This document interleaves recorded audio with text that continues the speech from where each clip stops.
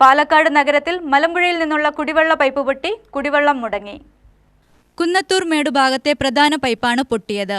ശനി ഞായർ ദിവസങ്ങളിൽ അങ്കാരപ്പറമ്പ്, മുക്കണ്ണത്തുപറമ്പ്, വെസ്റ്റ് യാക്കര എന്നിവിടങ്ങളിൽ 150 കുടുംബങ്ങളാണ് കുടിവെള്ളമില്ലാതെ വലഞ്ഞത്. പണി വൈകുന്ന സാഹചര്യത്തിൽ കുടിവെള്ളം എത്തിച്ചു.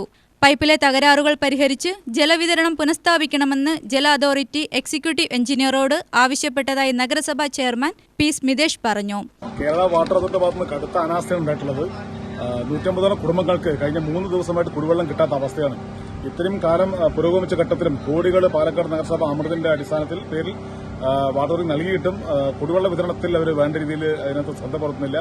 ശനിയാഴ്ച വൈകുന്നേരം പ്രധാനപ്പെട്ട ലൈൻ പൊട്ടി എന്നാണ് പറയുന്നത്. പക്ഷേ ശനിയാഴ്ച വൈകുന്നേരം പൊട്ടിക്കഴിഞ്ഞാൽ എത്രയോ അഡ്വാൻസാണ് കാലഘട്ടം. ശനിയാഴ്ച വൈകുന്നേരം രാത്രിയുണ്ട്, ഞായറാഴ്ച പകലുണ്ട്, ഞായറാഴ്ച രാത്രിയുണ്ട്, തിങ്കളാഴ്ച കാലത്ത് ഉച്ചയാവാറ്. ഇത്രയായിട്ടും ഇത് പുനഃസ്ഥാപിക്കാൻ വേണ്ടി വാട്ടർ അതോറിറ്റി കഴിഞ്ഞിട്ടില്ല.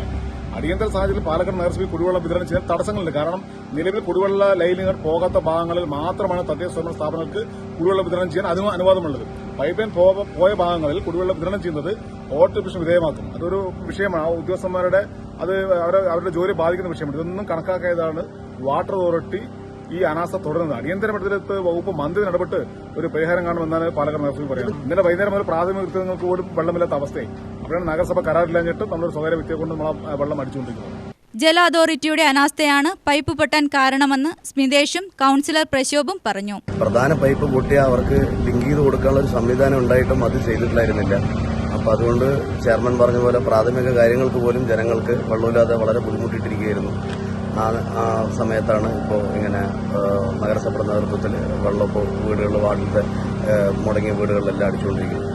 എന്ന് കുടിവെള്ളം പുനഃസ്ഥാപിക്കുമെന്ന് പറയാനാകാത്ത സ്ഥിതിയാണ്.